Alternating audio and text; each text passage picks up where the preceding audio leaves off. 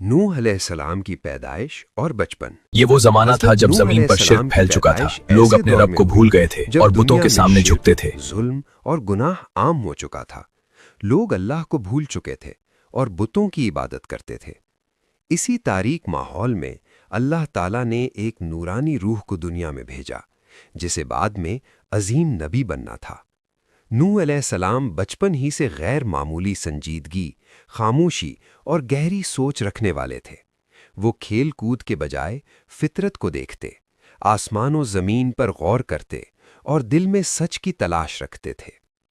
والدین اور خاندان کی تربیت۔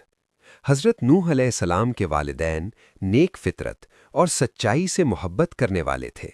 انہوں نے اپنے بچے کو جھوٹ، ظلم اور بت پرستی سے دور رکھا۔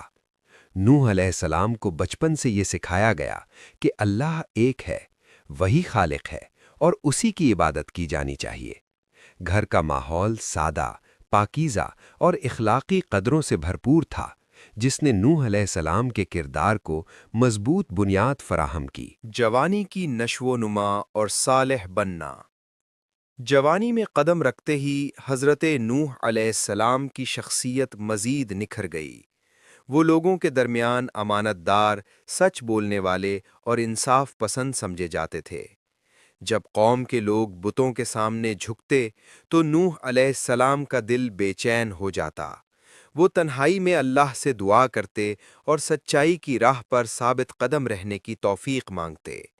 یہی وہ دور تھا جب نوح علیہ السلام ایک صالح انسان بن چکے تھے اور اللہ تعالیٰ نے انہیں نبوت کے عظیم منصب کے لیے منتخب فرما لیا۔